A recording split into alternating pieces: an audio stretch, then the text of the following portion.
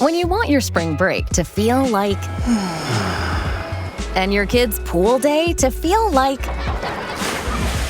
and your hotel bed to feel like... ooh, and room service to feel like...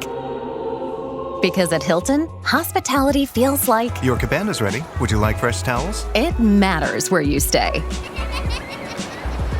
Book now at Hilton.com. Hilton, for the stay.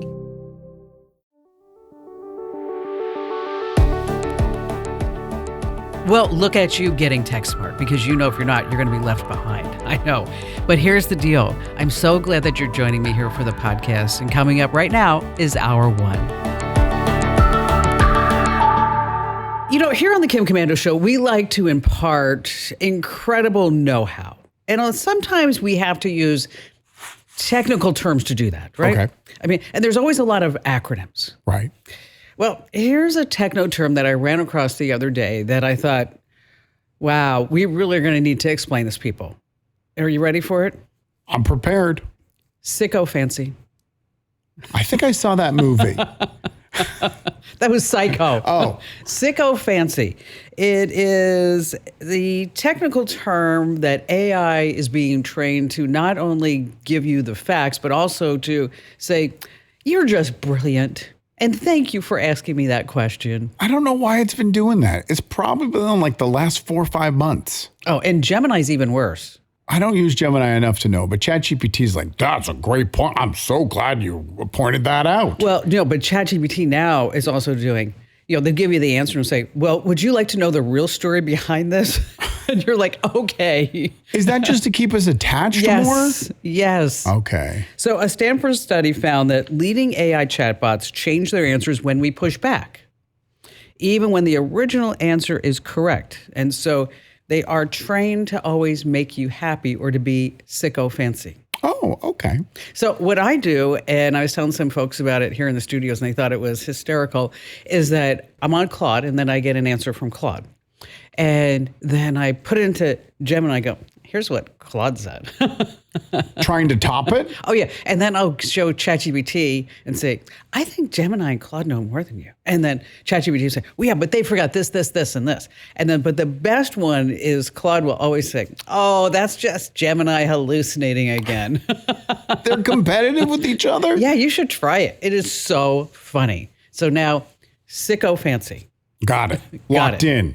And you see, that's just an example of all the fun that we have here, hour after hour, minute after minute, on the largest, best, award-winning show, the biggest show about all things digital. Because after all, I'm Kim Komando, America's beloved digital goddess, here with you once again. And joining me is Andrew Babinski. Hello there, Andrew. Hey, Kim. And just a reminder that you can find us in over 425 top stations across the United States. And we're streaming in your favorite radio app. And you can also find us on YouTube, right? YouTube.com/Kim Komando. Go and subscribe. Any single time we post a new video, go live, anything like that, you'll get the notification. You don't have to worry about it. Yeah, that's right. That's youtube.com/Kim Komando with a K. Yeah, of course. Of course. All righty then. Every single day of my life, it doesn't matter whether it's a weekend, a weekday, a national holiday, a vacation. I always want to make sure that I know exactly what's happening in the tech space so that this way I can just transfer all this know-how from my beautiful brain right to yours. And here are some things that you need to know about.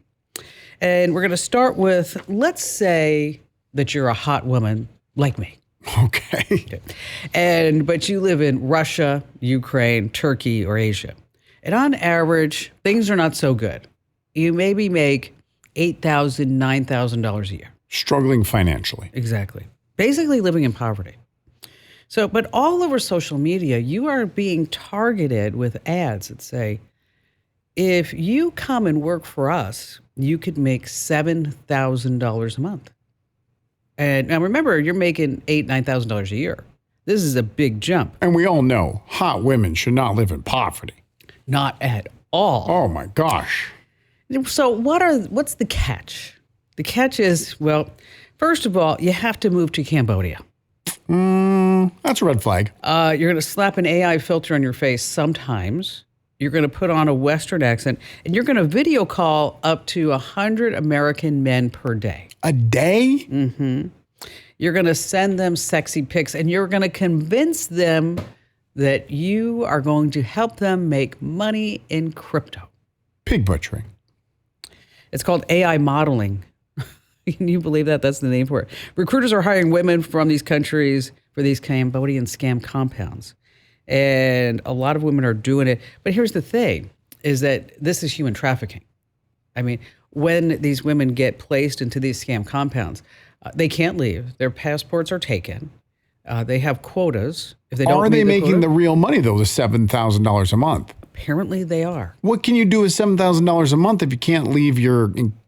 Well, they're probably banking on it. I mean, think about that. And I think probably in some of their minds, which would probably go through my mind if I was in that situation, I'll just do it for a couple months. Right. Okay. And then I'll have enough money to buy a house or whatever it may be. But now what they're saying is they're having trouble getting out. All right. Speaking of ChatGPT, think about this. We let AI consume the world's knowledge bank of all the centuries. I mean, ChatGPT and the others, it read anything that was ever written in any discipline or any industry. And once it accumulates all this knowledge, right before lunch, it starts sexting.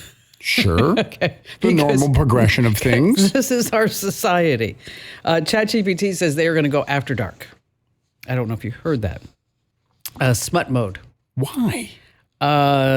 They say adult mode is text-only erotica. No images, no voice. For verified adults only, because that age verification thing always works so well. Okay. It does. A company spokeswoman said you're going to be encouraged to seek out real-life relationships. During your dirty talk? Yes. It's be like, I'm touching your butt. Why don't you go find a girlfriend? But couldn't you just imagine a room full of AI executives sitting there saying, well, we have to really talk about how horny the AI chatbot's going to be. Sure. Got to dial it back, Ted. I know you like all your fetishes, but we're going to have to get rid of one or two of them. Because that's just not going to work for us. It's going to be only for paid subscribers, obviously, with the age verification.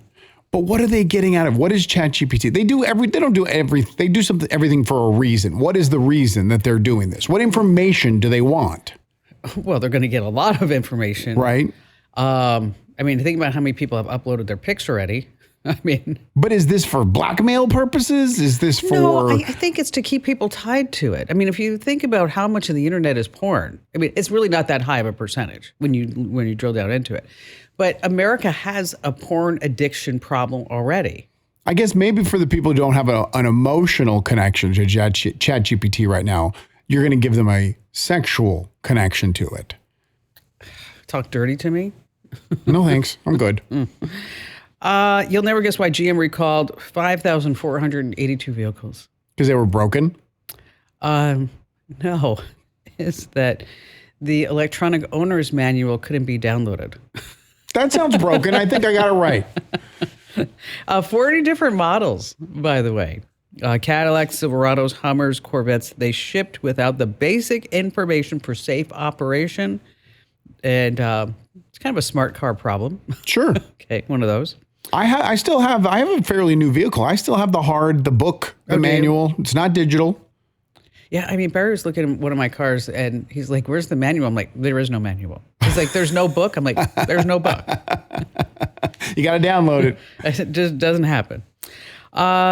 So how would you feel if there was a cure for baldness? That would be great. I mean, would you really go for it? I mean, obviously, it depends on the cost. I haven't had hair since I was 21, so I don't know what I would look like. It'd cost you like a few $1,000. Then probably. What they're saying is that there's now a new way for you to prevent baldness. Prevent? I know. We're way past that. Pay a few $1,000s and you're going to freeze your best follicles. Okay. Okay. And then you're going to clone those follicles when your hair starts falling out. And then one follicle could become 1 million cells. So basically you'd like clone it and then they'd figure out how to get it to start growing again. They'd figure it out. Yes. Hopefully. You know what? We saved them. We cloned them. We don't know what to do with them now. Meanwhile, some woman's walking around with a beard. We lost a couple of them. 90% of bald men have a comb. Do they? They just can't part with it. Ba-dum-bum. I wrote about this in my newsletter called The Current. And then I also wrote about it in Splash of AI with some additional details. And I also signed up to do the job. And I could have gone down to a place here in Phoenix, Ahwatukee, and I was picked to select, and I was selected to do this job. What it is that you strap on kind of like, like one of those lights that you wear when you run. Okay. At night on your head, like a headband light. And then, but there on the top of your forehead, there's actually like a little camera. Okay. And you're going to wear that camera, and they're going to pay you $20 an hour when you wear the camera. And it's going to record you doing your chores.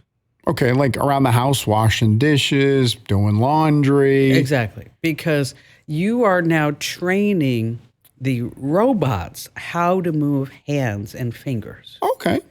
And so, you can get paid, like I said, $20 an hour. And they say pay up to four hours at a time, so make $80. When you submit the videos, you get paid directly into your, PayPal, Venmo, whatever account that you set up. And when I started going down this rabbit hole, because you know me, I do that. I'm like, well, that's interesting. I'm surprised if you got selected. Why didn't you go through with it? I don't have time. I mean, you have to commit to 4 hours of wearing the but plus I helmet? got to go down to Ahwatukee. I got to go pick up the stuff. I got to come back. That's almost 22 minutes away. And then I have to do dishes and look at my nails. Just saying. Okay. No, actually, I would probably wash floors. That's very therapeutic for me for some reason. That's one of my worst. Laundry and floors are the worst. Oh, I hate laundry. I'll do floors anytime. So you did a deep dive, and what did you find out? That there are so many different things you can do to train AI. Like if you're an actor, you could do this. Because, you went to drama and all that other stuff. And I'm not saying you're a drama queen, but anyway. Stop it. Is that you could make $74 an hour teaching AI how to have emotions. And so you will role play scenes. Like they'll give you a scenario and then it's up to you to cry or be happy or whatever it was. There's also a voice actor because AI saying that they don't really sound human yet. No, not really. I mean, it's really impressive what it can do, but it doesn't sound human. So you read sentences and you record conversations and then you read other certain things that they want you to read so that the AI can sound more empathetic. Okay. The thing that really got my attention was really, you could make some serious money if you have credentials, like $300 an hour, $400 an hour, maybe even more. We're talking about if you are a financial analyst, you can teach AI about budgets and taxes and how to talk to somebody about their budgets and taxes. You can be an attorney. You could look at medical records if you're a doctor. A writer, teacher, linguist, artists can make that kind of money because they're going to teach AI how to sculpt something. But if you think about it, it's a short-term gain, $300 an hour. Let's say you make $10,000. But in the long run, you're making yourself obsolete. See, that's what's crazy about all this. It's like once you get down into this rabbit hole that I went into, it's like a $39 billion industry where we are getting hired as humans to replace us in the world. Isn't that wild? This is how the movie Terminator 2 started. I have to watch it. You've never seen the Terminator? No. What? I know. I've never seen it. Okay. It's a good one. I think I tried to watch it once and it was like, oh, that will never happen. Skynet. Skynet's the name of the company, and all the robots replaced humans. Do I have to watch one or can I jump to two? Oh, no, you want to watch one. All right. Okay. So I'm going to watch Terminator 1. One is the smarter one. One is more of the intellectual film because it was made like in the early 80s, late 80s. And then 2 is the big Hollywood blockbuster, blow them up, cool robot special effects. Oh, okay. So Terminator. Is there any other one that is like this aside from WALL-E? It's aside from WALL-E. Okay. WALL-E's actually a documentary. I didn't know if you knew that. I loved WALL-E. iRobot, Minority Report. Those are good sci-fi, futuristic. I've seen Minority Report. I like that. iRobot I didn't get into. Her, I didn't really get into it. But I just think how this is just so crazy what is happening in our world, that we are training AI robots to replace us in this world. Timetable. Just if you had to guess, timetable when you would no longer have to do home chores. There's a robot that is functionally doing it correctly. 3 years. No, that's too quick. I think so. 3 years. I'd make that bet with you. Okay. How much? 412 cents. Nice. All right, still to come, we have just the best callers in the universe, as well as how you can use AI to negotiate and some tricks to beat the airport crowds here on the Kim Commando Show. Hey, if you haven't already, make sure that you check out my brand new newsletter, splashofai.com. That's how you sign up, splashofai.com. It comes out every Thursday. The open rate, my gosh. Okay, the industry open rate on newsletters is 21%. Okay. Okay, that's when everybody says, oh, that's a really good newsletter. On our AI newsletter, it was 67%. That's growing. You would expect, and I'm not as an insult, you would expect for it to drop from the initial release, and it's getting higher and higher. It is phenomenal. I mean, I will tell you, and I write every single word of that myself. I do. Splashofai.com. That's how you sign up. Splashofai.com. So I lost an earring the other day. Okay. And I was like, I can't see where it is. And I was so afraid that like one of the dogs was going to lick it up. And it was a diamond. And I'm like, okay. You don't have to find that later, if you know what I mean. Oh, exactly.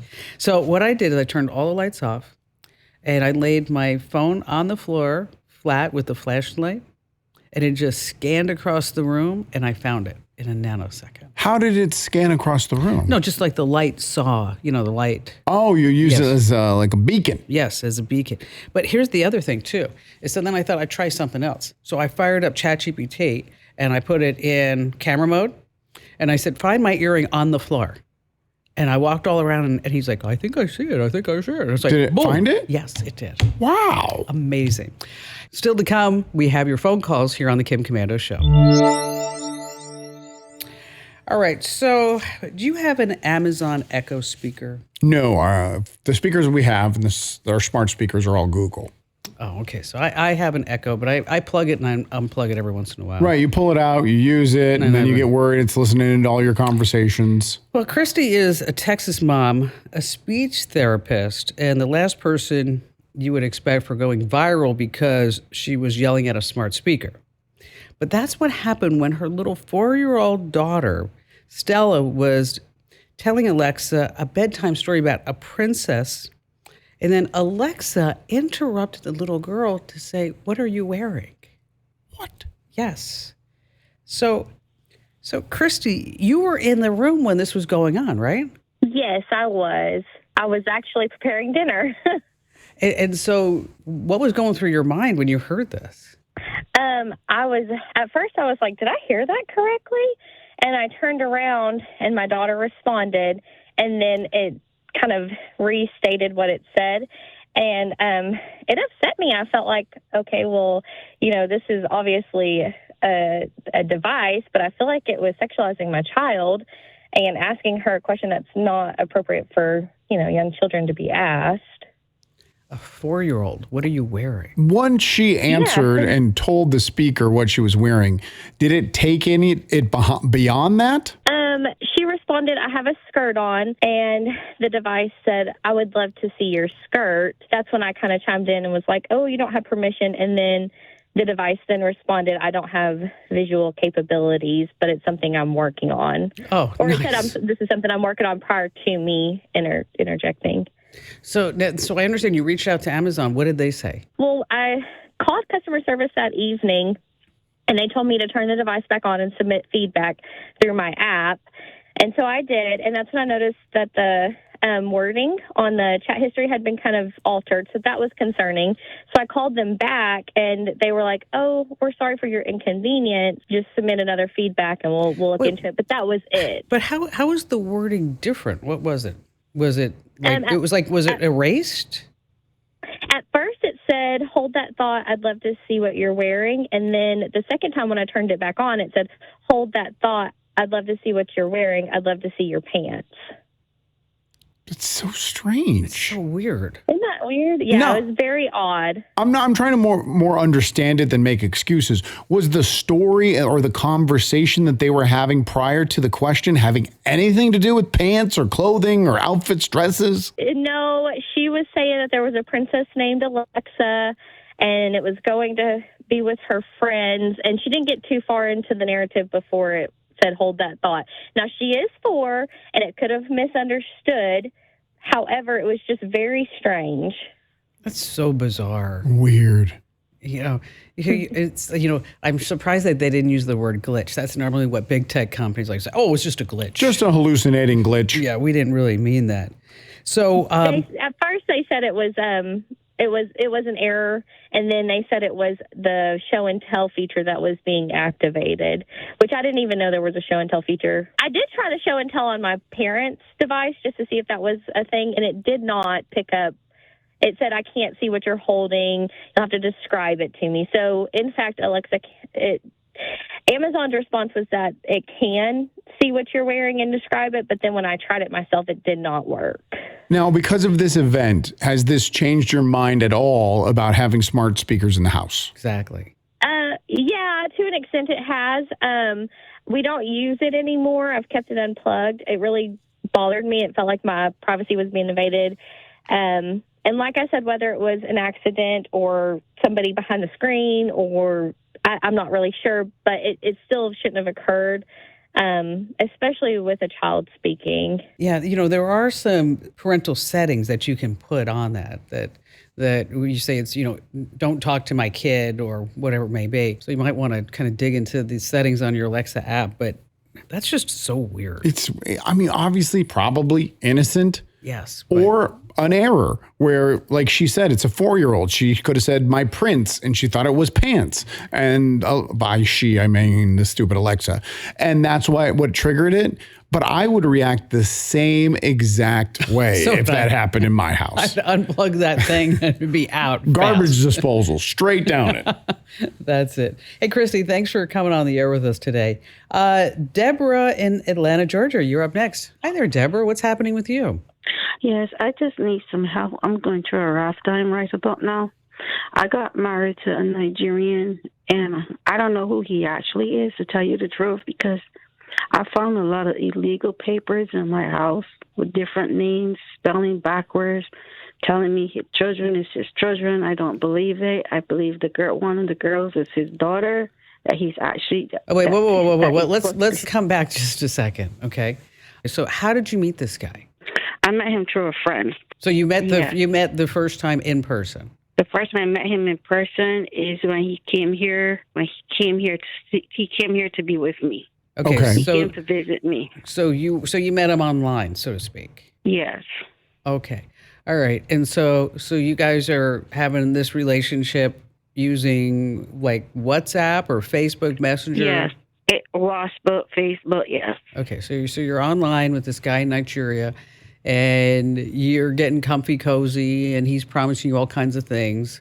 He was talking about how his wife passed away when he was in Nigeria. He was so lonely that he was glad to meet some person, to talk to some person.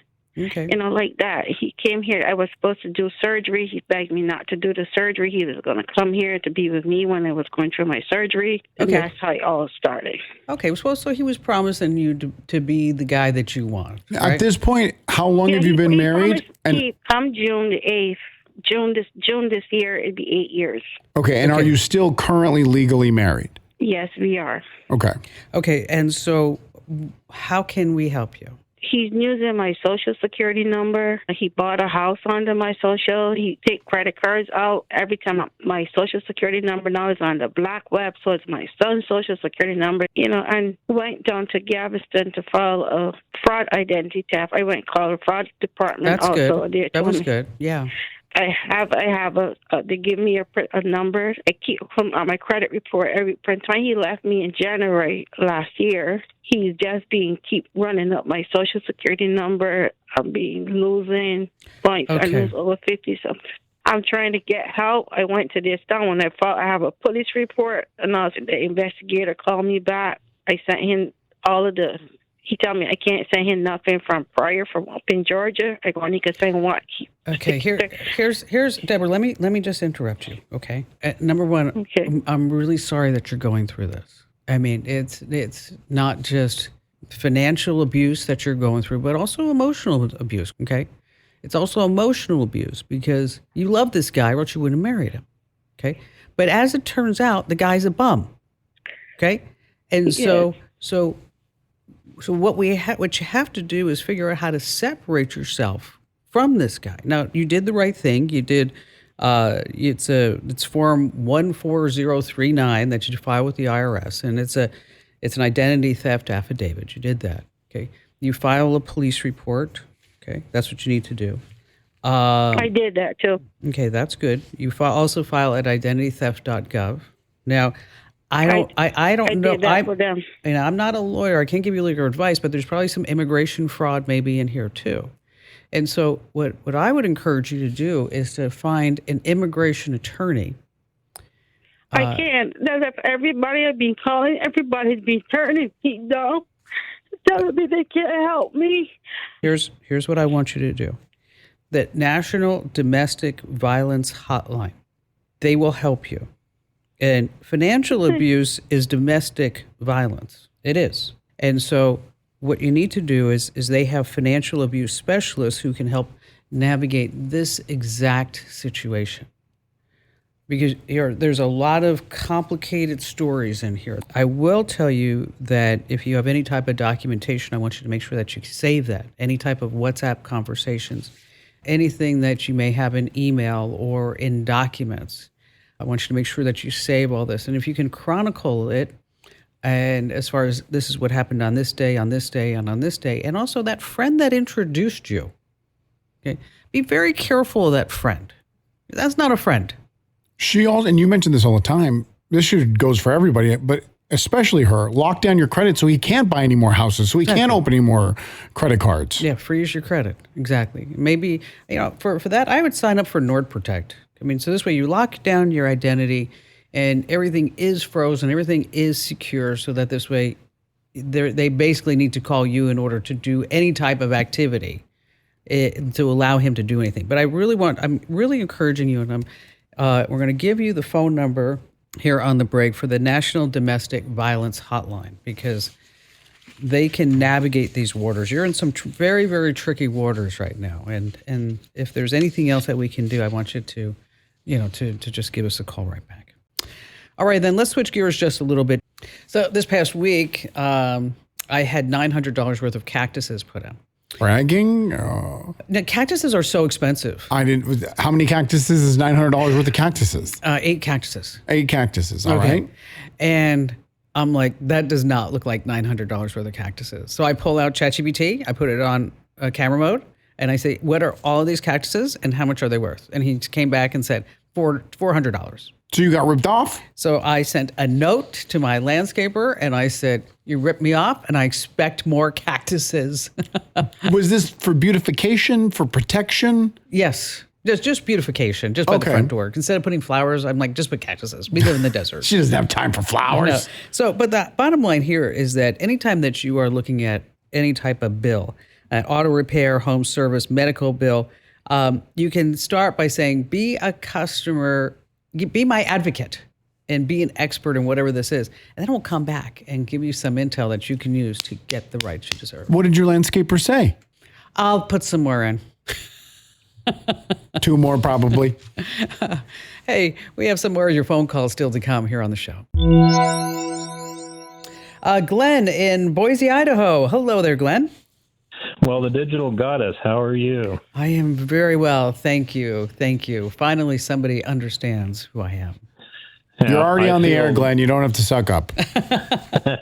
I feel unworthy as can be, and I wanted to say hello to the awesome Andrew Babinski. Oh, yes. Oh, hi. How are you doing? I'm glad you brought this up. Let's chat. Hey, I've been following you, Kim, for many years, probably more than either of us wants to admit, but been a member of Kim's Club for quite some time, and I subscribe to your newsletter. You've been enormously helpful to me over the years with digital questions. But I had another one, so that's why I wrote to you. Sure. Well, what's going on?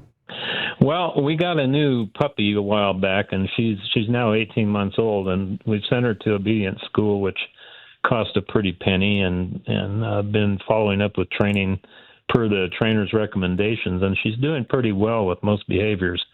But she has one that's been particularly annoying, and we don't know how to break her from that, and so we just have to kind of put up with it. What is it? But, what is it? What does she do?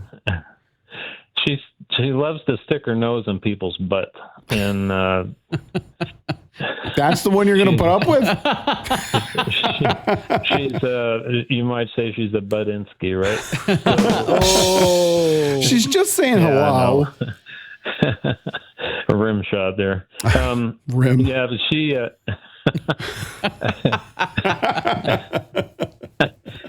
Hey. And it's not limited to just butts. The other side gets it as well. So this is a nosy dog. She's nosy, all right, and she's got a big nose, big black nose, and just when you think you're safe and you can bend over and pick up something, then well, she shows up. Okay, we can't help you with that. But is there anything technical that we can help with? I can't wait to see how you tie this into a computer question. I know that's what I'm trying to figure this out. It's coming. Okay. So my wife and I have had some discussions about that, and it just came to me. I started sort of humming this lyric that I made up, and I'm not much of a voice for singing, but it goes something like "Keep your nose out of my butt," and that gave. Wait, whoa! I got to hear it one more time. And I mean, do we just have that phrase, or do we have like a complete sentence? That's part of the refrain that I came up with. So okay, let's hear it. I want to hear the whole thing. I can't help you if I don't hear the whole thing. This is exactly how "Let It Be" was written, by the way. Yes. Oh, really? Well, you don't want to. You probably don't want to hear the whole song because it's pretty long. But all right, what part do you want to hear? Just riff a little bit, just the refrain or whatever it may be. Okay, well, keep your nose out of my butt, bad dog. Keep your nose out of my butt, so rude. Let's see, you can sniff your toys if that gives you joy. Squeak frog, just keep your nose out of my butt. It's rude. This must happen a lot. I mean, if it has a theme song, this is a thing that happens quite often in your household. Keep your nose out of my butt. You already got Kim singing. It's catchy. That's rude. All right. So you want to turn this into a global hit? Well, yeah. Well, that would be very nice. But so I wrote three stanzas, three stanzas, and then the refrains go by, and it tells the story. So what I've been looking for is an AI program because I don't know the first thing about writing music. I mean, I took piano lessons for a little bit when I was a boy, but that's all gone water under the bridge. And I took a music appreciation course in the university, but all I can do with that is tell you if it's Mozart or Bach. Okay, so here's what you want to do. You want to go to Suno, Suno, Suno.com. Suno. Yep. And there's a free tier available. And it will create the song for you. But here, I'll tell you what, if you're going to use the free tier, you only get one shot at it. That's true. Because after this first attempt, they'll make you pay. You have to buy credits or whatever, Suno bucks, whatever these websites do. So make sure that you are very happy with the lyrics of the song, the way it's laid out. Make sure when you're putting all the information into the website, you want it to be rock or rap or whatever, that it's perfect. Because if you're going to go the cheap way and try to do this for free, you only get one shot. I can't wait till I see this on the Billboard charts. Keep your nose right out of my butt. Keep your nose right out of my butt. Bad dog. It's rude. More of the show's coming up. You've heard me talk a lot about consumer cellular, and there's a good reason. You can switch carriers, save money every month, and still get the same reliable coverage. Here's why I made the switch. Consumer cellular uses the same towers as the big carriers, so you're not sacrificing quality to pay less. And when you call Consumer Cellular, you just don't get pushed to a robot or told to use an app. You speak with a real person, someone knowledgeable right here in the U.S. No bots, no scripts, no hassle. The best part, you don't pay extra to speak to a human being, like some big carriers are doing now. So whether you make the switch online, over the phone, or in one of their stores, you'll always work with a real person. Make the switch today and get $25 off at consumercellular.com/Kim. And if you're over 50, get one line of unlimited talk, text, and data for only $35. Plus, get an additional $5 off for the first 5 months. That's consumercellular.com/Kim. consumercellular.com/Kim. Okay, I'd like to publicly apologize to every father who says get to the airport 3 or 4 hours ahead of time. Okay. Because you're right. This past week and has been just atrocious. But here's a workaround. TSA pre-check touchless ID. I don't know if you heard about this. It's a separate face scan lane at some airports. You have to opt in before you check in through your airline app, or you're just standing there with the rest of the cattle. So again, just check out TSA pre-check touchless ID. I wrote it down. Perfect. And if you haven't already signed up for my free newsletter, make sure that you do that right now. Head over to getkim.com. That's getkim.com. Hey, still to come on the Kim Komando Show, Rochelle from Phoenix gave us a call. She believes that she's the target of a cyber stalking campaign. But can she catch the person responsible? It's complicated. Also, a viral study from Anthropic. It's a total wake-up call for all of us. How much of your job can AI actually do? The results, a complete shocker. Then this is unbelievable. People are actually ditching divorce lawyers and using ChatGPT. Is it cheaper? Yes. Is it a great idea? Well, here's what the judge has to say about that. It's always amazing to me how much AI is changing our lives.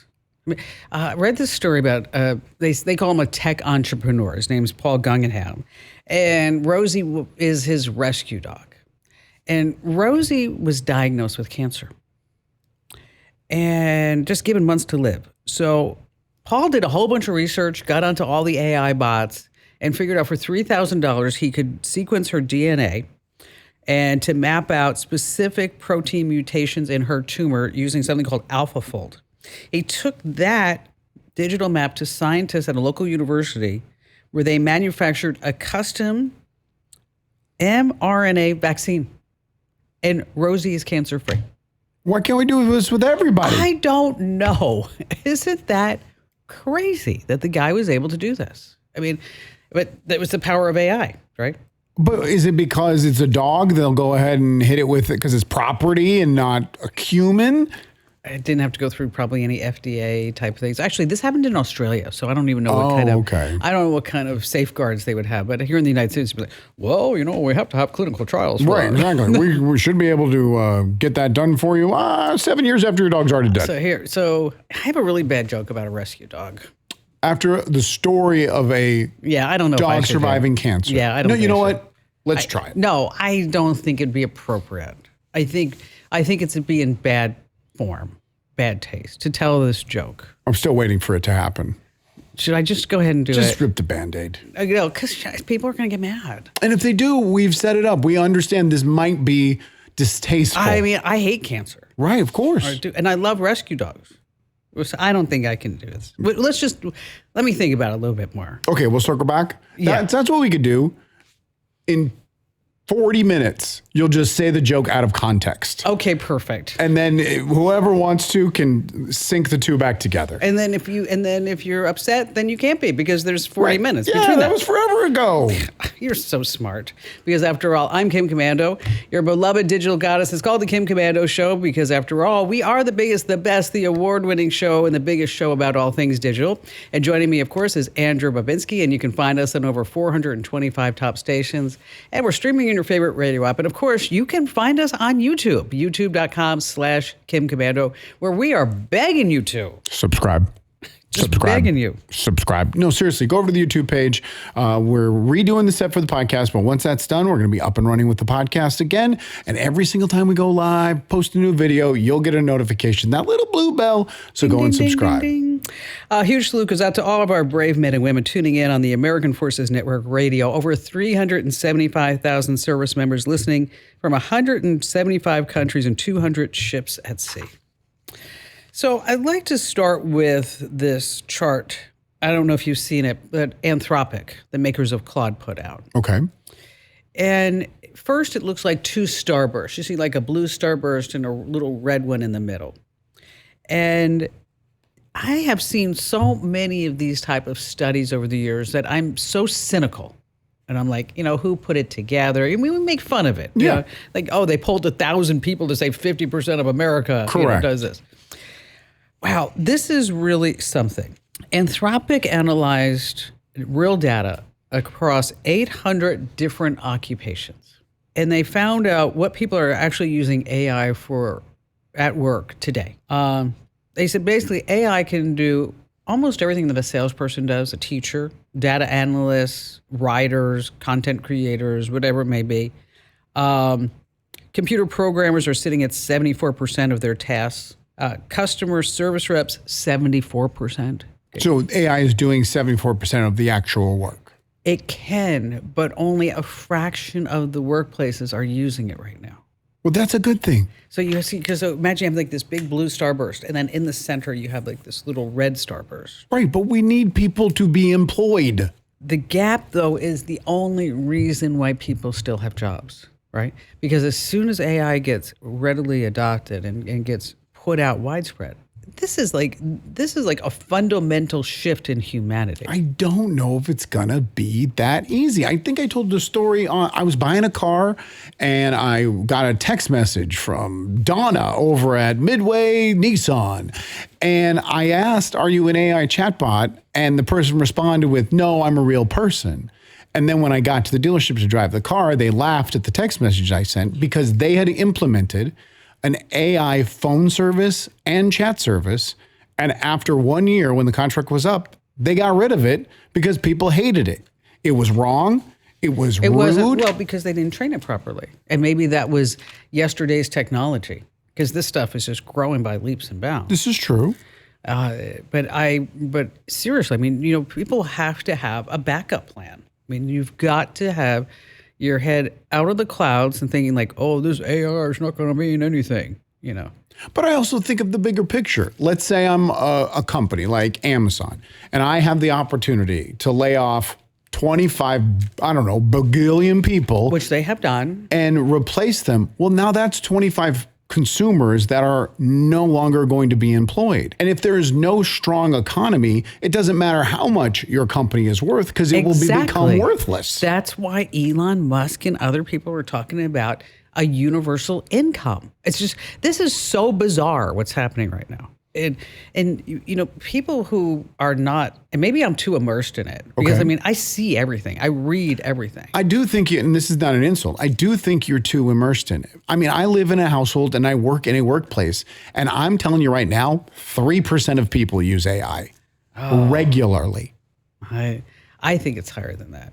I mean, when my contractor sends me notes, he's been doing this, send me these long notes about, this is why it's not done. You'd normally be like, Kim, I'll get to it on Tuesday. Now it's like, dear Kim, the quality of your work. But it's your contractor. Blah. Okay, but he's found ChatGPT. He found it probably through the influence of you. You're Kim Commando. Maybe, yes. And so now I get ChatGPT notes that are, and I actually have been responding. Okay, like TLDR, I just respond AIDR. Right. That's it.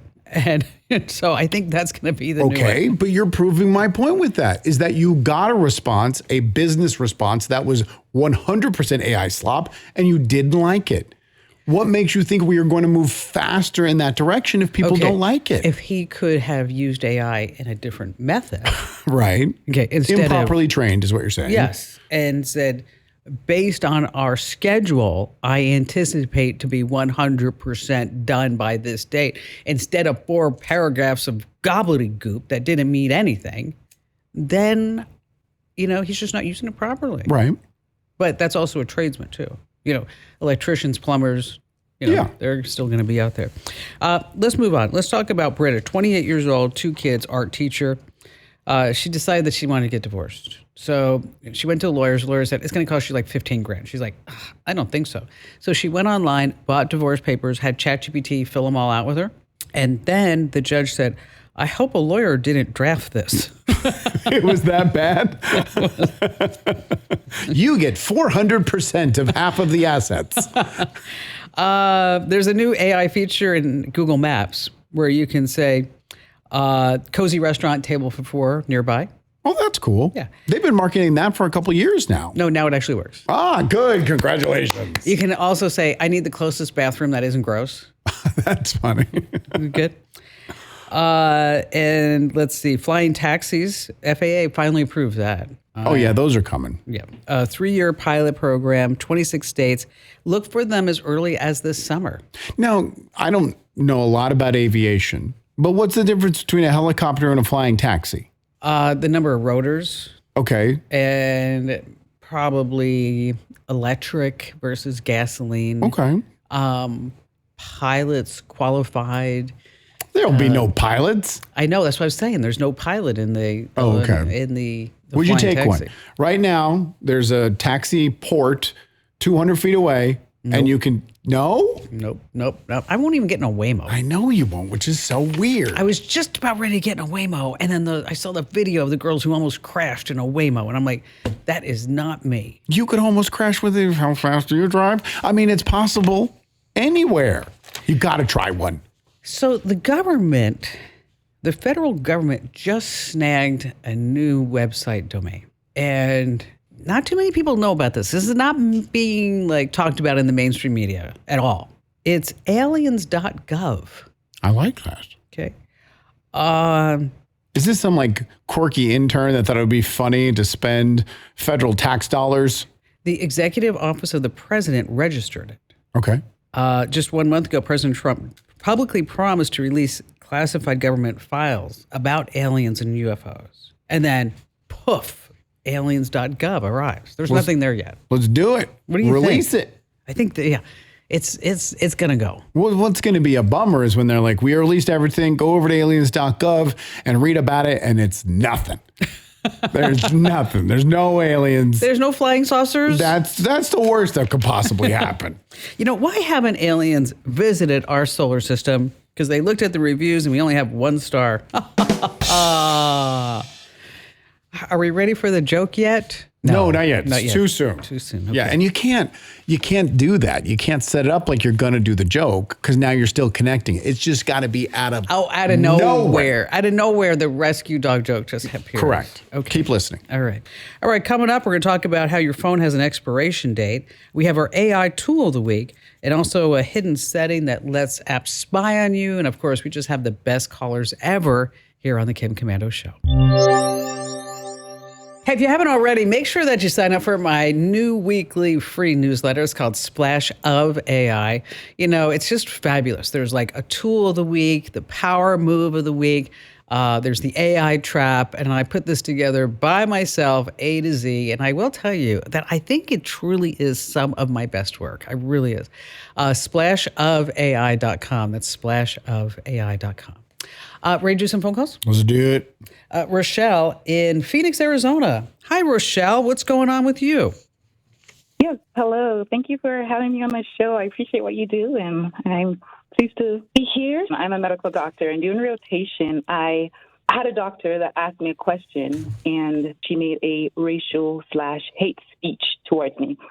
And at the moment, I didn't think too much of it.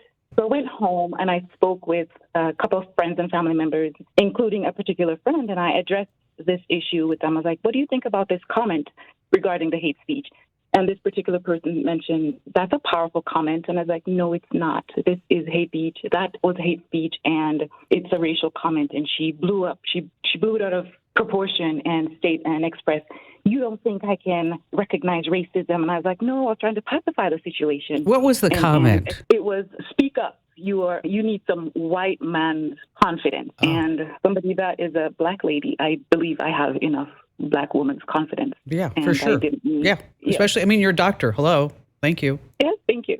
And with that said, the person, which was my friend at the moment, hung up the phone, and I texted her. I was like, no, I think you've been here longer than I have. You experienced more racism than I have. But, let's talk it out. Whatever.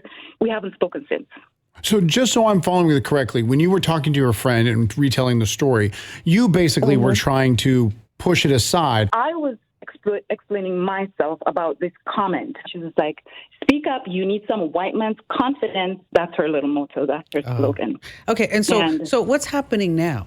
So what's happening now is that I'm experiencing a lot of cyber harassment. it's identity theft and harassment in general. I'm blocked from several of my accounts. My website has been down several times. My phone calls have been intercepted. My study has been interrupted. I'm studying for my boards, and internet will just go down. So do you think, who do you think is behind all this?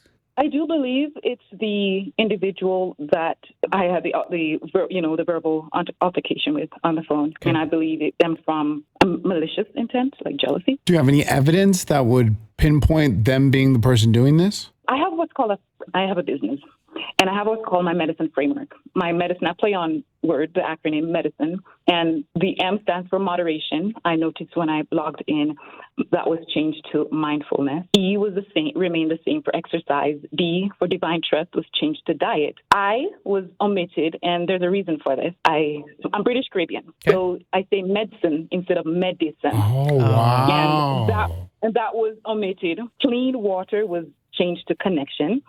I was for include sunlight, that was changed to information. Nutrition was changed to noticing, and enough rest was changed to environment.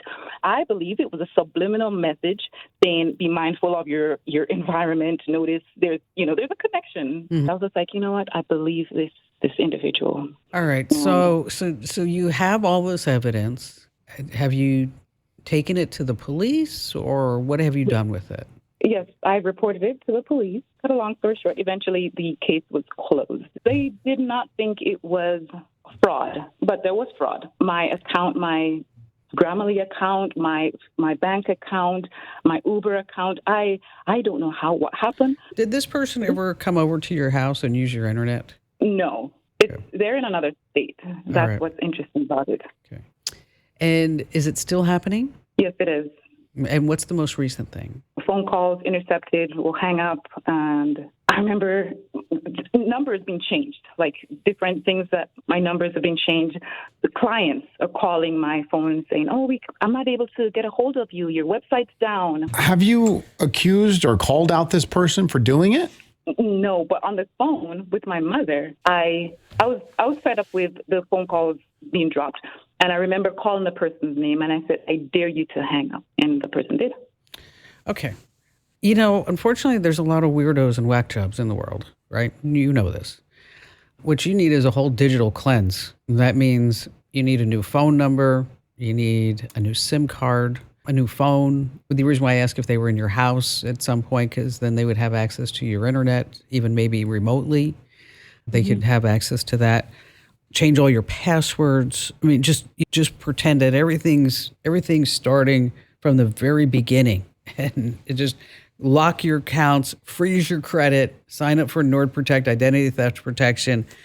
Now, there's also something called the Cyber Civil Rights Initiative, and that's cybercivilrights.org.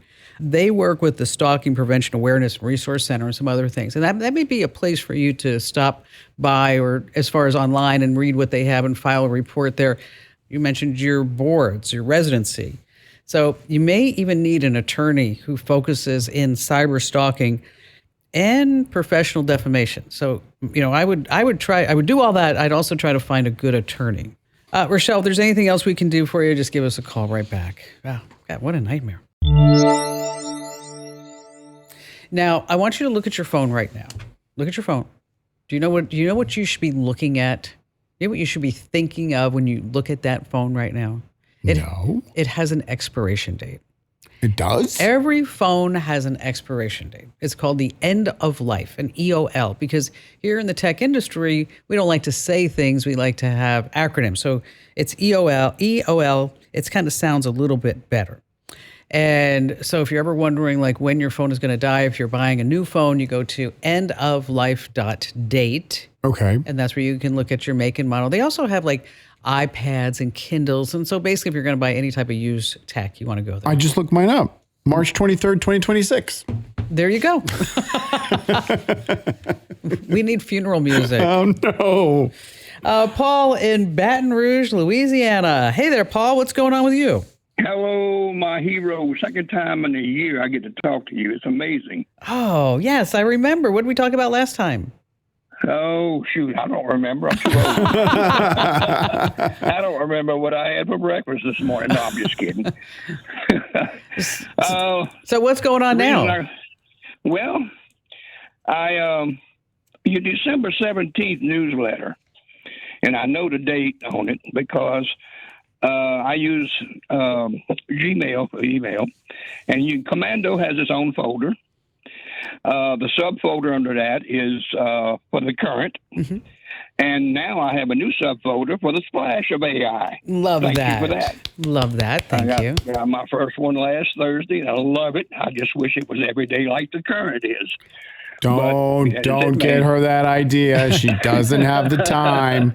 I know. My plate's pretty full, too, so I know exactly what you're talking about. Tough. And I love AI. I use it in my video productions and what have you, and to do transcripts and subtitles and all kinds of good stuff. Having a blast with it. What I'm calling you about, though, is in that December 17th newsletter, you had an AI bot bypass. Mm-hmm.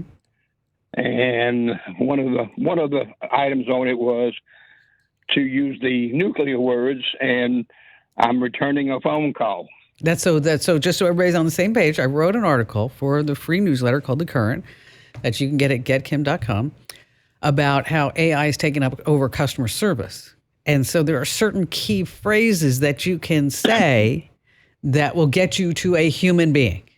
And so the one that you mentioned is, what'd you say? The nuclear one. Returning a phone call. That's right. Returning a phone call. Because the AI is going like, oh, I don't know what that's about. Need a person. Darling, it works every stinking time. I love that. Every time. And I use it regularly because, I'm with the museum board and what have you. I'm calling insurance companies and phone companies and electric companies and whoever, any company. And if the AI answers, that's the first thing I tell them, and I immediately talk to somebody. Isn't that amazing? Right away? Like you don't have to go through press 9 or say yes? Nothing. Let me get someone to help you with that. I'm returning a call. What I get. Yeah, that's a good one. The other one is like, I want to cancel. Yeah, that would be. Yes. Or you can just not say anything. You just sit there. And then. Yeah, they give you that spiel. After about 3 times, you get finally talk to somebody. Yeah. But the other one is immediate. You go straight to somebody. I'm returning a call. Well, I'm going to have to remember this. Yes. Paul, I'm so glad that that's working out for you, and now it's going to work out for everybody else, and then AI is going to change it. Yeah, exactly. Oh, you must listen to Kim Commando. Please listen to 4 minutes of hold music. There was one I had to call a company that I ordered some stuff from, and I ordered it, and I used the promo code. And I got 20% off. But then when the order went through, the 20% was back on. So I called and I tried to do it through chat and I couldn't get through chat. So I said, I'll just call. So I called and I said, I tried returning a call and that didn't do anything. And then I went, and then it was like, oh, we'll connect you right away. Speaking their language. Wait, before you take another call, I just had a quick question, Ken. Yes. Do you, by any chance, I'm kind of down in the dumps. Did you have a joke for me? You know what? I do. Oh, good. I do. My rescue dog has no legs, so I named her Cigarette. And every night we go out for a drag. Okay, that's great. Thank you. Oh, Chad in Lexington, Kentucky. Hi there, Chad. Hey, Kim, how are you today? I'm fabulous, telling great jokes as always and helping the world. So what could be better than that? Amen. So what's on your mind? Well, I've got a teenage son, so obviously he's a new driver. And not that I'm wanting to track him or anything, but I want to know where he is in case, something happens. Hold on, Chad. Hold on. Why would you say that caveat? Not like I'm trying to track him. Yes, you are trying to track him. You're going to track him when he's upstairs, when he's downstairs, down the street, at the store, at school. You're going to track him everywhere. We know everywhere this kid's going to go. Rephrase that. I want to track this boy so he thinks I'm standing behind him on every single corner in this country. And I want to make sure that he doesn't stray into the bad side of town. Exactly.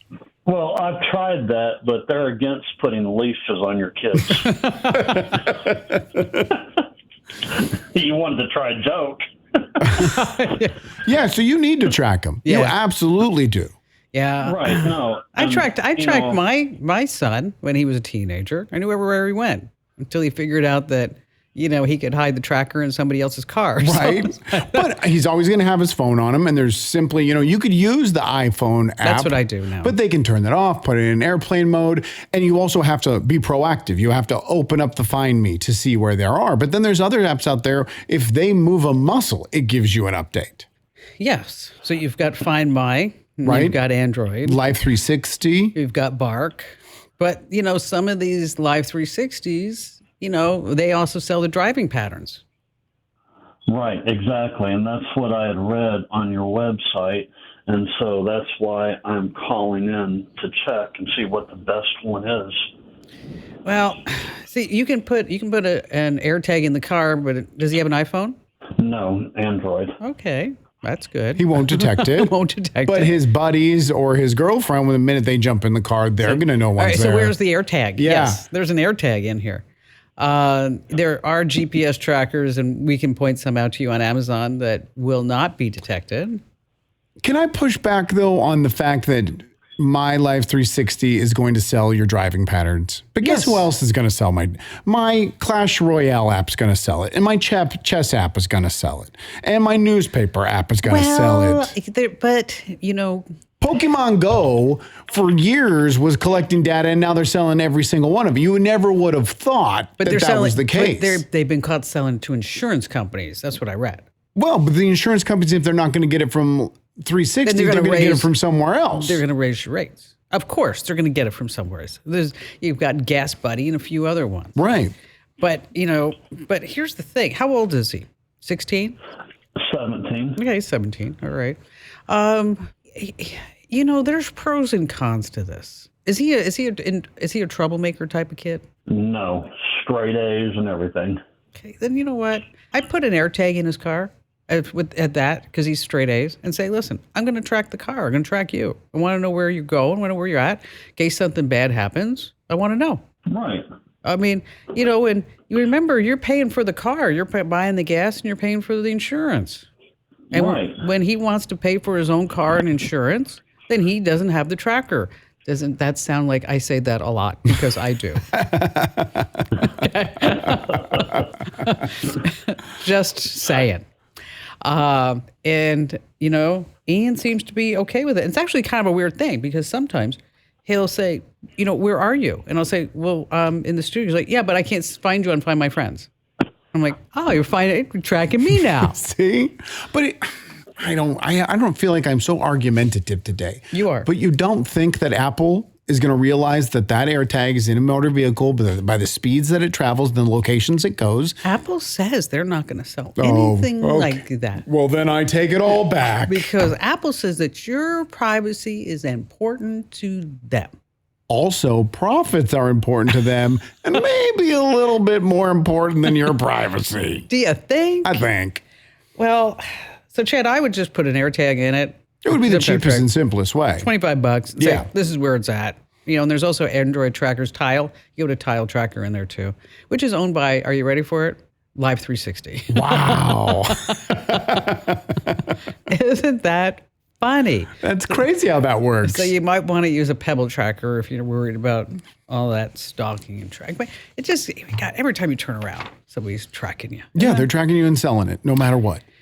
All right, so it's time now for our AI tool of the week. Now, one of the ones that I find most fascinating, and I've actually been tinkering with it for a while, is Notebook LM. Have you played with that? Yeah, a little bit. Okay, when it first came out, everybody's like, gosh, you can feed it any topic and we'll do a podcast like 2 NPR hosts. And they sounded like NPR hosts. Stress the NPR host. Like it was very cookie cutter right at NPR. Give me an example of an NPR host. You want to know about the Korean War? Let me tell. Hold on, Cheryl. Before you go down it was so so vanilla. So, but it's grown up a little bit. So if you go to notebooklm.google.com, let's say you have a 25-page report or a 64-page report, a home inspection report, or whatever it is. And you're like, I really don't want to read this whole feasibility study or whatever it is. But you have time to listen to it. So you can feed that whole document up into Notebook LM, and then it will spin it out as a podcast where people are talking about what exactly is in this. And so maybe that 40-page quarterly report is like 15 minutes. It's actually very, very cool. So you can listen to it when you're walking the dog, you're on your commute, or whatever it may be. In case you want to check it out, it's at notebooklm.google.com. All right, let's see. Still to come, some hidden settings that are letting apps spy on you. And of course, more of your great phone calls here on The Kim Komando Show. Okay, this is where I get to talk to my people. I just looked over the phone. It says sex emails. Well, from Jane in Long Island, New York. Oh. Long Island. Forget about it. What's going on, Jane? I'm doing well, thank you. How about yourself? See there, I love it. Before we get into the call, I just need to know, Jane, you put your clothes in what? A dresser? Oh, I put it in a dresser, yes. What is specifically in the dresser? My pants, my shirts, my underwear, my socks. What is that you pull out of the dresser that you put my clothing? No, you pull out. What is that piece of, what is that thing that you It's got two handles, you pull it out. I have to tell you, my son is a speech pathologist, and he corrects me every time I say the word DRAWER. She won't even say it. Oh, you're going to get out of me. Oh, come on, Jane. Come on, you and I, we say the same way. The drawer. Drawer. We got the drawer. Drawer. The drawer. She tried hard to say that correctly. I have been coached. The drawer. Okay. All right. Now that we got that out of the way, what's going on with you? So I've been very bothered lately, past month and a half, 2 months, with junk emails that are soliciting sex. And obviously I've been, blocking all the addresses that they're coming from, but they continue to come. And then additionally, I started getting shares to my OneDrive, which are all PDFs related to sex. Oh, and my concern is that I can't get rid of them. I've done some investigation and read that no one else can figure out how to get rid of them either, or to block them. And I have grandkids that may use my computer sometimes. Hey, Granny, what are you doing? Right. Who's Bambi? Yes.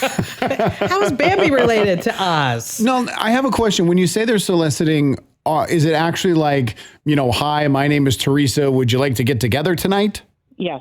Okay. And they're sending vulgar pictures and all right. Okay. Well, here's naked pictures. Let me tell you what's going on. Here's what's going on. This is coming in off of Microsoft OneDrive. See, these hackers and scammers, they are getting so creative. I mean, there's a calendar scam that's going on right now where you get an email and then all of a sudden it pops up on your calendar and you're like, where did that come from? And it's a scammer that says, would you like to see a timeshare or whatever it may be?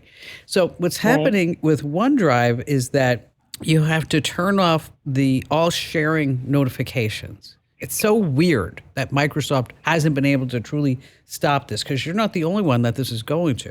So you get into OneDrive and then your settings, then notifications, and then you turn off all sharing. This will stop the alerts cold. And then go to shared and shared with me. And then you have to turn off that as well and remove anything that's shared. See, that's what they're doing. See, it's like an open door. Right. They're coming right in. It's like AirDrop. Yes. And so you need to just go into your Microsoft OneDrive settings and start turning all that stuff off. Google is having the same problem too. So if this is happening on your Google account where you're getting suddenly Google Docs and calendars and forms, I mean, basically you need to turn off all sharing with any of your online drives. It's so annoying. Let's see, Jane, thanks for your call today on Long Island. I love that. There's a hidden setting that lets the app spy on you. I can tell you more about that here on the Kim Komando Show.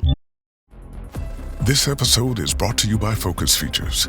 Would you let AI pilot your plane, raise your child, decide your future? On March 27th, Focus Features presents the AI Doc, or How I Became an Apocalyptimist. Critics and audience at the Sundance and Southwest Film Festivals call it the most urgent movie of our time. The AI Doc, or How I Became an Apocalyptimist, rated PG-13, only in theaters March 27th. So you think that Bluetooth is just good for connecting and listening to music, right? Yeah, of course. Not. Some apps are using Bluetooth to figure out where you're located, how long you stay, who else is around. And then, of course, guess what? Is that they're selling that information to the insurance companies and anybody else that they can do it to build marketing profiles about you. The biggest ones that are doing this are like fitness apps, airline apps, shopping apps, basically apps. If it starts with an A and ends with a it's tracking you. So what you want to do is look at your Bluetooth settings and turn off anything that should not be using Bluetooth or that you're concerned about it having access. You know, there are just so many different ways that they just get in and get this information. It's just nuts. It must be really valuable. So if you haven't already, make sure that you sign up for my free newsletter. It's called The Current, and we cover topics like this every single day. Almost 1 million folks get my 5-star rated newsletter every single morning, and you can too. Sign up right now over at getkim.com. You sit right down. Do not go anywhere, because coming up, Silicon Valley legend and my buddy Guy Kawasaki joins me. He was the chief evangelist for Apple in the 80s, and he actually put the Mac on the map. He's written 18 books, and his latest one, he says, is the most influential one ever. And as a matter of fact, he's going to give out an email address where you can get his book for free. I was so surprised when he did that. I had no idea that was going to happen. You know what that was? No, let me think. I'm trying to think what that sound effect could possibly be. Can I hear it one more time? I have no idea. That was BuzzFeed dying. Oh. What were you going to say? Not that. What were you going to say? I was going to say that a fly that was then taken off by a drone. Oh, it was close. That was a buzz. See, you know, someday we're going to get a full library of sound effects. Someday. We just have to keep making our own. Right. See, BuzzFeed, you know, the quiz in that listicle empire that would tell you which Disney princess that you were. Which Friends character are you? I was Phoebe for some reason, but go ahead. They flagged a quote-unquote growing concern warning, meaning that they may not survive the next 12 months. Shares have lost 98% of their value since going public at $1.5 billion in 2021. Question. Yes. They're saying they may not survive. They're still alive? Yes, they are. I haven't heard, literally, you're the first person, and I'm going to say a good 5 years that I've heard the words BuzzFeed from. I see BuzzFeed on Apple News all the time. Had no idea it existed. I never click a link. I would have put it in the same category as like GeoCities. Oh gosh, really? Or Yahoo News. I had no idea it was still alive. Is it all like AI slop? MySpace. No, I just, the pictures are like, you know, millennials think like this Gen X thing is bad, you know, whatever. Sounds like AI slop. Yeah. Stock is now trading at a penny. Ooh, it's a good time to buy. The company is exploring strategic options. What's the option? They're looking for a buyer or a miracle. Who's going to buy them? Who would buy a news website? Nobody. What do you think the value is? BuzzFeed? Oh. I mean, it's got to have a revenue. Maybe $1 million or $5 million? $5 million? Because I don't know what their mailing list looks like. Okay. I mean, I don't know how much data they have on people and if the data is even accurate. But, I mean, who's going to go to BuzzFeed to look at a listicle anymore? I just told you I didn't think they existed anymore. No one is. So that Disney princess? Yeah. Bankruptcy bell. We got sound effects. Yeah, that's what I keep saying. When we get better, we'll get better what? That's just the way it is. Because after all, this is the nation's largest, biggest, best show about all things digital. And I'm Kim Komando, your beloved digital goddess. And joining me is Andrew Babinski. And as always, just want to remind you that you can find us in over 425 top stations from coast to coast. And we're in your favorite radio app. And of course, we're as a podcast, wherever you get a podcast. And you can also find us at youtube.com/Kim Komando. youtube.com/Kim Komando. Go subscribe. That's it. Well, you know, I was trying to save some time. Okay. I was looking at BuzzFeed and I was reading over the article. There wasn't multiple on there. It was just an article. And I was just trying to save time. What is the headline at BuzzFeed? I have no idea. Here, you look it up. You ready? Yes. 21 super awkward things celebrities did 6 years ago that you've totally forgotten about.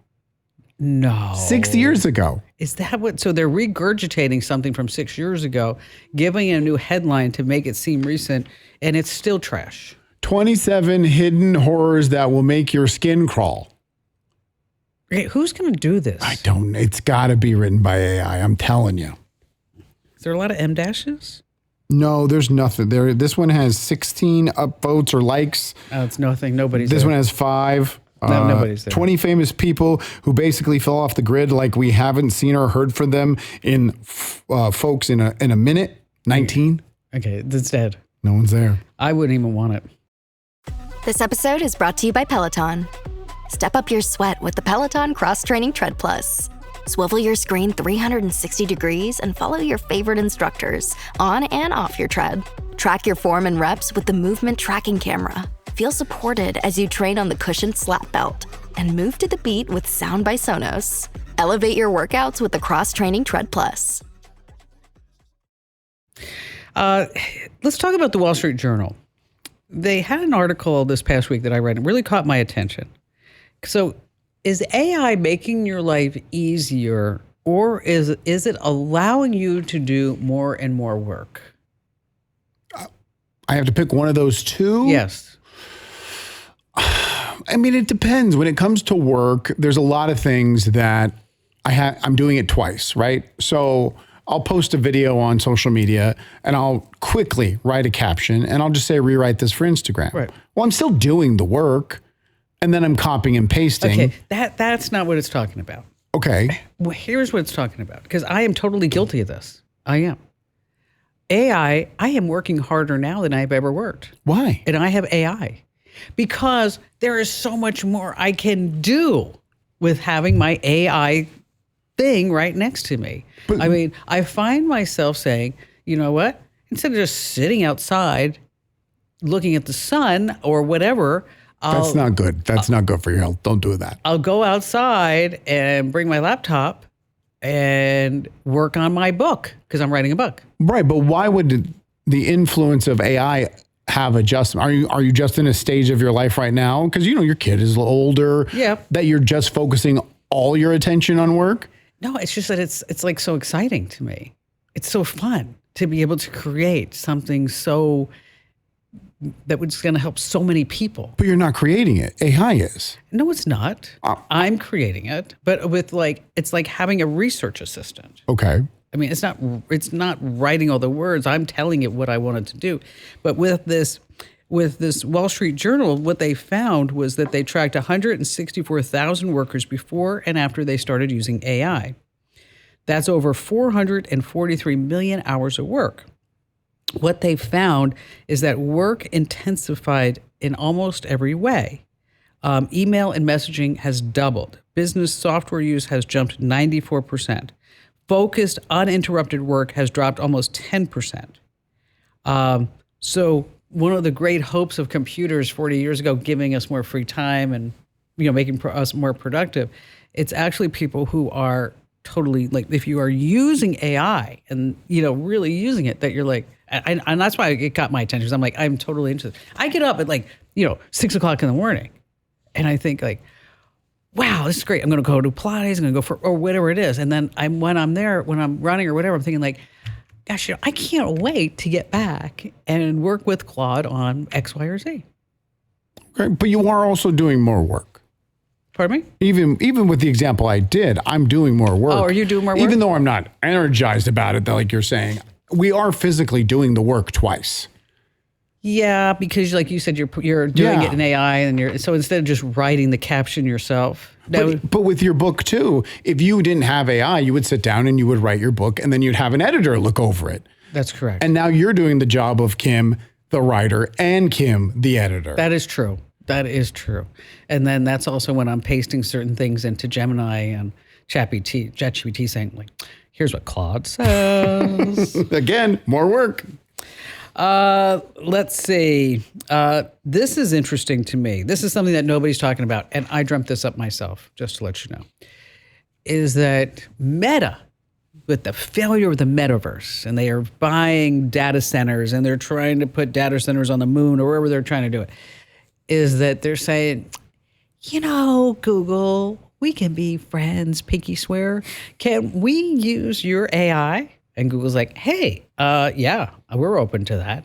So I don't know if you remember, but we used to have all these different telephone companies. We used to have all these different internet providers. And there was probably like 10 different internet providers. Right.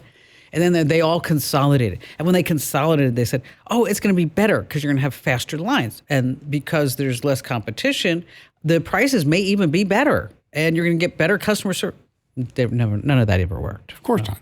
So where we're headed, and this is what I'm predicting, where we're headed is a consolidation of the AI companies. So just like we have monopolies. Of course. We're going to have monopolies. And look at satellite television. Remember when satellite television launched? There was 3 companies. And within what, 5-6 years, they couldn't all fight with each other anymore. So they had to combine. Satellite radio. Yeah, I was just thinking about Sirius XM. Yes, Sirius and then XM. That was 2 companies. Now they're 1. Yeah, and I'll never forget when that merger happened because I was sitting at my desk and Fred, he called me. Mm-hmm. Fred calls me and he says, do you know who's talking about you right now? And I said, who? He said, Howard Stern. And I said, really, what's he saying? Like, because I never listened to Howard Stern. I didn't know. And he's still on the air, I guess. And which he is. And he was calling me like bad words. Why did he call you bad words? Because I said, I thought that they should remain 2 separate companies. Oh, you were hurting his stock prices. And so he called me a word that starts with an S and ends with a T, I think it was. This is years ago. And what could that be? It has an L in it. And then people on Salt? He was calling you salt? He was. That doesn't make any sense, And Howard. some people on his team, I was listening to it, they're like, oh, Kim Commander, what kind of name is that? What kind of name is that? They're all making fun of me. And then I started getting hate mail from his fans. Yeah, they do that. Wishing me like a slow death of cancer. And so then I decided to do what everybody else would do, is that I decided that all the hate email, I would just publish it. Ah, here's another letter from a listener mail. Happy listener. And that stopped. So now if you think all the AI, first of all, who's going to be the main? Who will be the surviving company if they all merge? I think, you're going to have OpenAI, Anthropic, and Google. I thought Google was going to be dead. So you think it's going to be narrowed down to just big 3? Yes. Not that those big 3 would ever go together. No, I think you're going to have those. Because you also have Grok. Elon Musk doesn't want to lose either. And he's got like $800 billion. Yeah, so we should probably put him in the big 4. Okay. Amazon does not want you to ever leave your couch. All right. Deal. Same day wasn't fast enough. 2-day not fast enough. Wait a minute. Let's slow down. Amazon same day and 2-day doesn't seem like it exists anymore. It does. I live in a big city. And it seems like every single Amazon order is now a day late. Let's clarify that. Okay. I live in the big city. Right. Okay. You live out in the boonies. It's a little bit out there. Okay, how far out there? Well, from right here? Yes. We're talking 38 miles. Okay, you are out in the boondocks. Okay, so the fact that you can't get same day or 2-day, okay, is because of where you live. All right, fine. If you live where normal people live, sure, okay, then you can get that. Now they're offering 1 hour and 3-hour delivery across the United States. I'll never see that. Prime members pay $5 for 3 hours, $10 for 1 hour. We talked about this last week when Barry was so excited. He got another keyboard. Yeah. Within an hour. Is this only going to be for grocery, mainly focused on grocery, or everything on the website that's in a warehouse near you? Whatever's near you. Okay. Whatever is near you. As a matter of fact, I needed like dog food, and it came out. Didn't they just say a couple weeks ago, though, they want people that FedEx and UPS is getting too expensive, and so they want people to slow roll all their deliveries? You know, the person who delivered the keyboard was just a guy in a car. With an Amazon vest on? Not even. Okay, just a guy in a car. Yeah, I'm like, who's the guy at the gate? You know, and Barry's like, I don't know what that is. Oh, my 13th keyboard. And then I go, it was that. And then I go, can I help you? And he's like, oh, I have a delivery from Amazon. And Barry's like, get in the house. And I'm like, okay. All right, still to come, we're going to talk about how you can use AI for March Madness. Also, some tools that can transform your resumes, some tech myths that you have to stop believing, and also an insider secret to getting a cheaper Uber or Lyft. And of course, we have more of your phone calls here on the Kim Komando Show. Hey, if you're not already getting my free newsletter, what the heck are you waiting for? Almost 1 million folks every single day get the Currents 5-star rated, just 5 minutes a day. You know exactly what's happening in the tech space and a whole bunch more. Plus, I add some bad jokes. I mean, you can't miss those. You want to go to getkim.com. Once again, that's getkim.com. What shall you say? Phone calls? Let's do it. Detective Allen in Little Rock, Arkansas. Hello there, Detective. Hi, welcome. How you doing, Kim? Good. What's going on? Not much. I heard of that young lady last Sunday talking about AI driver's licenses. There's websites out there that you can get on. They're not on the dark web, and you can order any driver's license federally approved from any state you want. They'll tell you how much they cost. I've worked some cases involving those, involving new car sales from dealerships. So these are fake IDs that you can buy. Yes. And you know what? You sent me a note. I looked at. I don't want you to say the name of the website on the air. But I clicked that link, and boy, they look good. Oh, they were good. There's two or three of those sites. How is this? Like I say, they're not on the dark web. They're not. How is this legally online? If I started a website, heroin.com, and I was like, hey, I'll deliver heroin right to your front door, they'd shut me down. Well, because they are not in this country. So it's hard to shut them down. Ah, so if I'm going to sell heroin, I need to sell it from another country. Thank you for the tip. Gosh. We're trying to do better with him. We are. We've been working with him. He is on a performance improvement plan, just the PIP plan. How much are they? They're like $110, right? That's it? Yeah. That's it. I mean, when we were in high school trying to get a fake ID, I think I paid $50 then. Yeah, but it was $50, but your picture was just duct taped to the front of someone else's license. There is that. So in your detective work, have you come across a case where it was like, wow, this was really bad? Somebody's using a fake ID?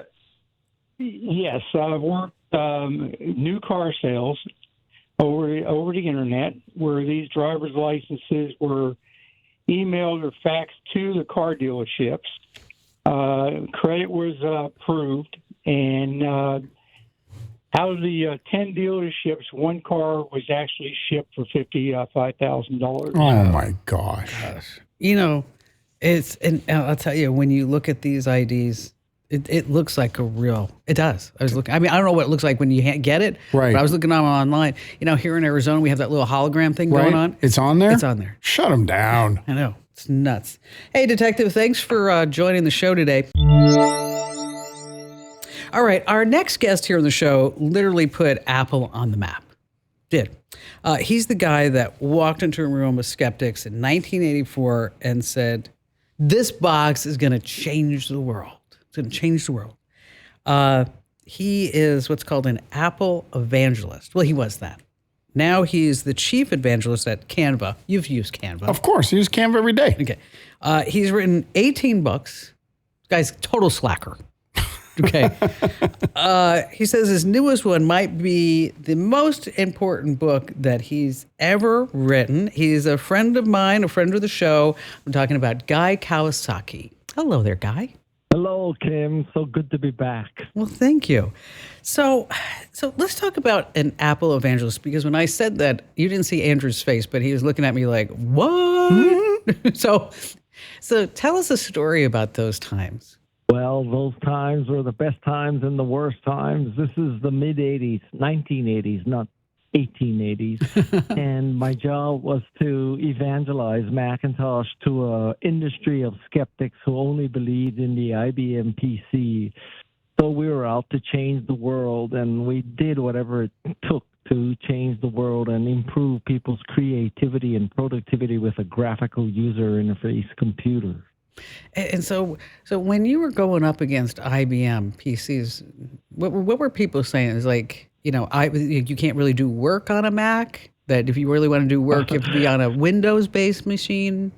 Well, this is before Windows because Windows came after Macintosh because Microsoft needed something to copy before they could have Windows. But anyway, there is that. Yeah. So listen, people would say that, you want a real computer, not a joke computer from a flaky company in the West Coast. And we have industry standard Lotus 123 because all people can do on a computer is add up rows and columns. And, it was just whatever they could use the IBM saying of fear, uncertainty, and doubt, which is FUD. So it was all FUD against Apple. Wow. So, all right. So you wrote this book, Everybody Has Something to Hide. Yeah. Why did you write it? When people used to ask me that before for the first 17 books, I would tongue-in-cheek say, well, I wrote it because of a big advance. But this is not the case in this book. I think a lifetime is divided into three pieces. First you learn, then you earn, then you return. And I'm in the return phase, and I wanted to return to society all the benefits that I have been fortunate enough to get. And one of the ways I can help is people to be more private and secure in their messaging. And in my humble opinion, the best way for people to be private and secure in their text messaging is to use Signal. So I decided to write a book about Signal, and become the unpaid, unaffiliated, unofficial Signal evangelist. And so people who are listening right now, they don't know what Signal is. It's an app it's like messaging app that everything's all encrypted. But why would you want to switch from? And I know the answer, but I want to hear from you. Why would you want to switch from, say your friend's having all blue bubbles, and then you've got to get an app, so they got to get on the app so that you can have all these great texting conversations and send emojis and stuff like that? Well, let's start with the bad news. The bad news is you hit right on the money that the most challenging part of using Signal is it's unlikely that your friends and family are already on Signal. But let me tell you, Signal is much more secure. It has end-to-end encryption, which means all your messages are scrambled.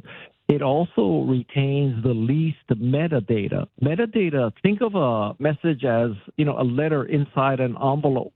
So everybody's letter inside the envelope, whether it's Apple or Meta or Signal, is all scrambled. That's encryption. But the outside of the envelope, where the information, who's it from, who's it to, when did it get sent, where was it sent, all that stuff, that's where they differ. And Signal only retains three pieces of information. When your Signal account was opened, what phone number it's affiliated with, and when is the last time it's used. By contrast, Meta and Apple have about 12 different pieces of information that not anybody, but people can use to reconstruct your relationships and reconstruct your activities. So that is the key selling point of Signal. Now, do you exclusively use Signal? You don't use Apple messaging? The bane of my existence. So I, about a month ago, I quit WhatsApp cold turkey. And if you're writing to me on WhatsApp, you're never going to get an answer. I still use Apple messages because I have not been able to convert my family to Signal. Okay. So basically, I use Apple messages. I use Signal for what I consider the most important conversations. And I also use email. My email is Proton-based, which is as good as it gets in terms of security and privacy, but it's not even close to Signal. So, yeah, that's kind of my pecking order. If you really want to get to me, it's Signal. Well, it's a hard ask to get people because you'll find. I'm just thinking of everybody who I text, and 90% of them, I would have to explain to them what Signal was. Yeah, even though if you had an auto message that said, hey, I don't use text messaging anymore, find me on Signal, I bet you 75% would say, I don't need to talk to her. So, well, I mean, okay, I could build a good case and bad case because I sometimes do that with email. When I get email from people I don't know and they're basically pitching me and bothering me, I send them a short message that says, I no longer check this. Please reach out to me on Signal at guykawasaki.404. And basically 99% of the people go away. So now you could say that's bad. People are not reaching you. You could also say that's good because if somebody isn't willing to go through that much trouble, that's true. Why do you care? Right? That's a good way to get rid of people. It is a filter. See who is willing to put up the effort.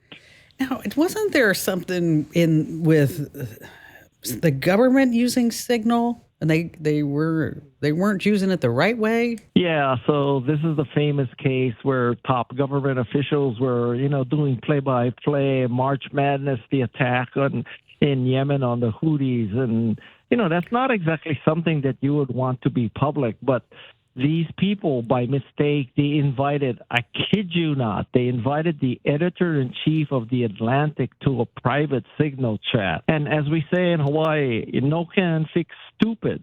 So what happened is... No can fix stupid. I found out what my next tattoo is going to be. Yes.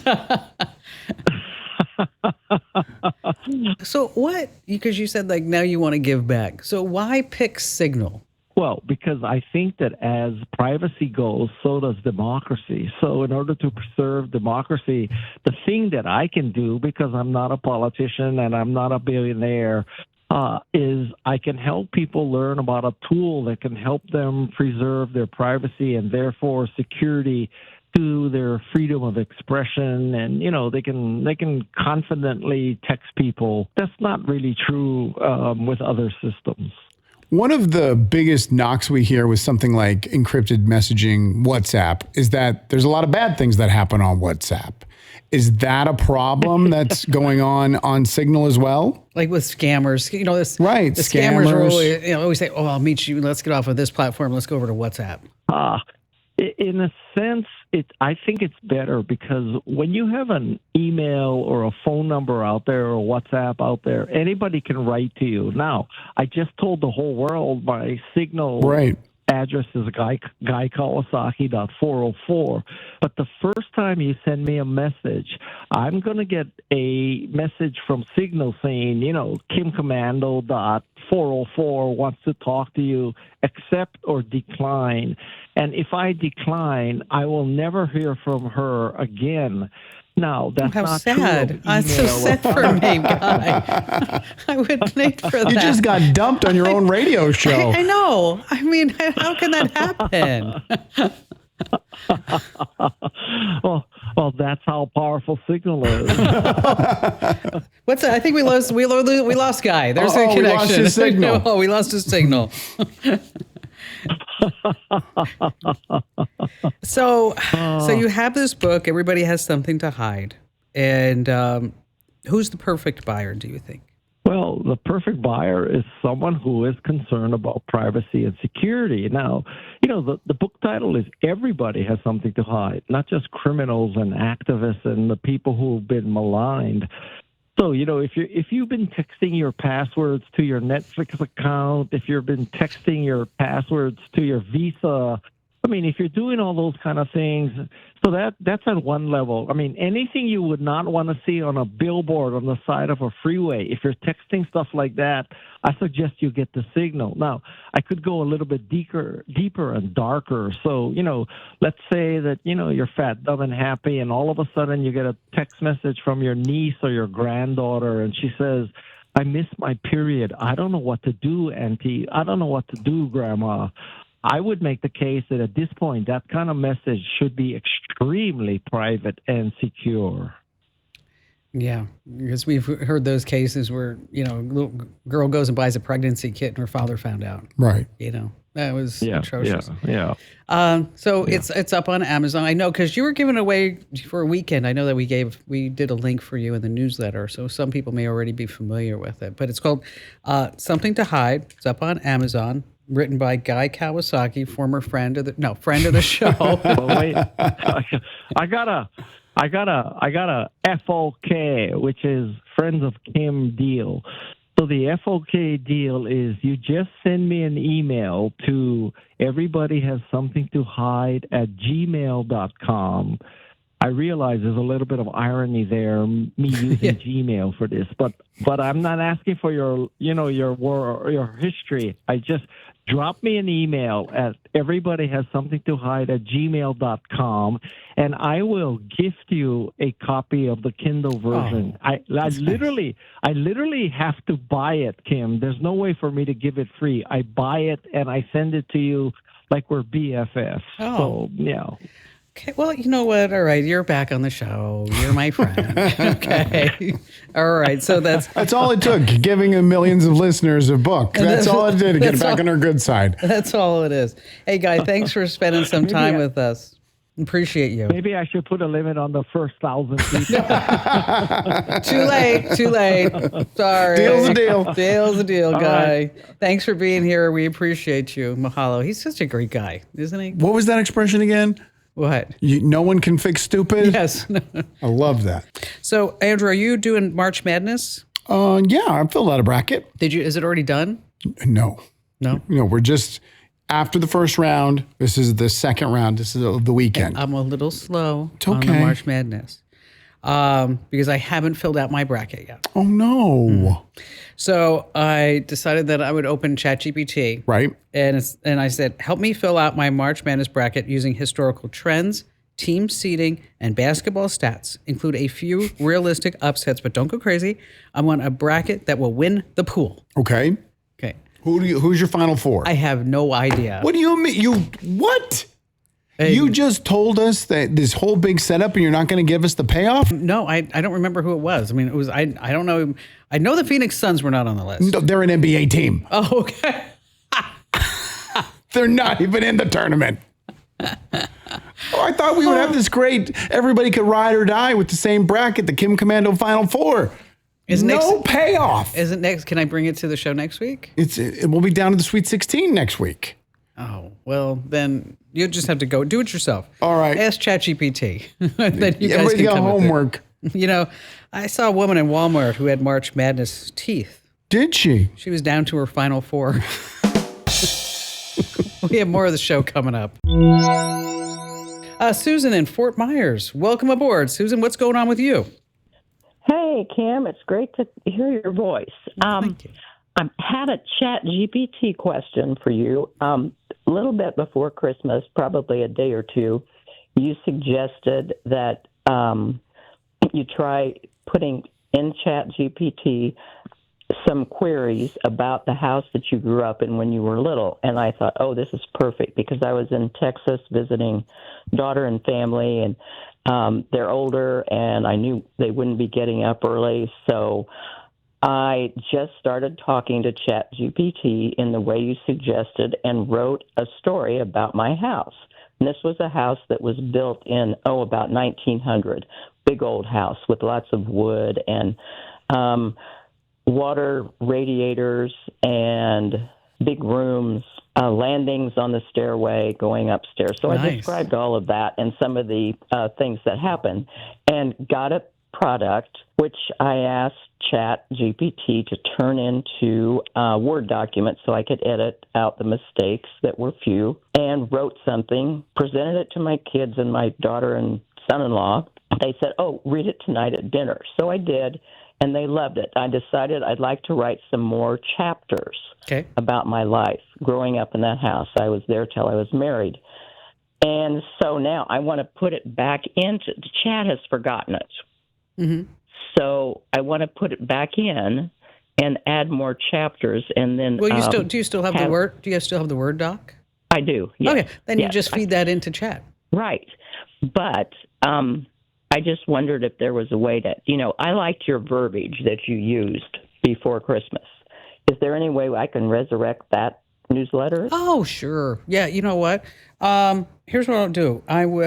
We'll send you that newsletter from December. We have great. it. We have it all in the That's archives. Because it is actually kind of it's a fun thing to do. So you will prompt it was chat. so fun. Yeah, you prompt chat to say, be a historical narrative or help me write my own book. But we need you to be that person or that entity.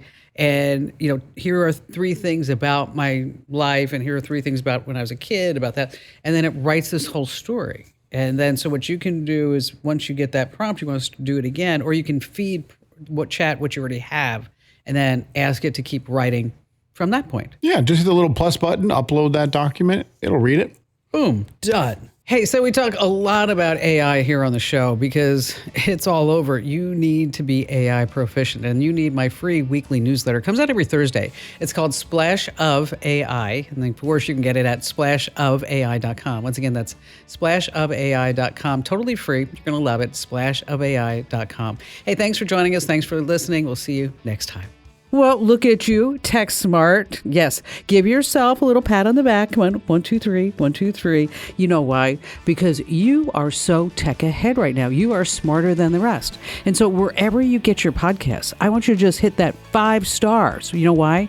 Because you are now a 5-star person because you listen to a 5-star show. Does that make sense? I think so. Anyway, I'll see you next time.